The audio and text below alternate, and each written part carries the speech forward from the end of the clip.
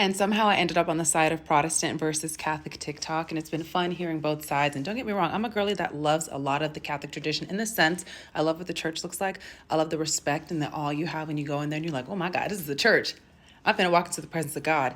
But they have their belief that scripture and tradition are equal in authority. And for me, this is the thing that I always get. Imagine having a tradition that you say grace before you eat every meal. And this is a tradition that you believe is glorifying the Lord. It brings your family together. It brings you in the remembrance of Christ.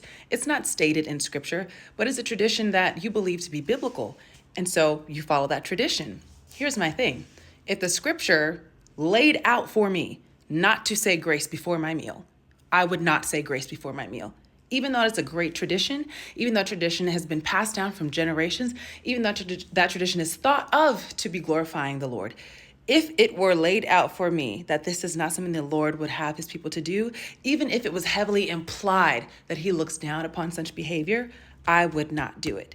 That for me is a lot of the issue I find with the Catholic Church, is that some of the traditions you can say are glorifying the Lord, are humility, are this. For example, the crucifix, right? And this is not the doctrine that I don't agree with. These are just semantical things that I'm bringing up. Crucifix came around the 12th and 14th century. It was not something the early church practiced. It was not something the apostles gave down to them, but because it's a tradition that for them reminds them of Christ's suffering. Sorry, there's a train going by. It reminds them of Christ's suffering, makes them feel low and humble, which is a state that we should be in.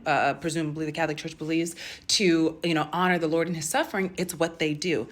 But in Luke 24, we see directly that when the women are there crying at the tomb of Jesus, the angels say, what are y'all doing here, essentially? He is not here. He is not dead. He is risen. And then they go off and they tell the disciples. So that tells me in my mind, Christ doesn't want me to remember him dead and in the tomb and in the grave. He is risen. He's alive. Yet their tradition teaches them that it's okay to have this image of Christ dead on a cross, et cetera, et cetera. So that's just an example. That's just one very, loose example I can give when it comes to this tradition and scripture having the same weight. It does not. If there is a tradition that goes against scripture or an implication of scripture, personally, I'm not going to believe it. I don't care how much it may sound biblical or feel in a certain aspect, or bring about a feeling for me to have in order to feel close to the Lord. So that was just a thought, but I love this conversation. I'm glad people are having the conversation.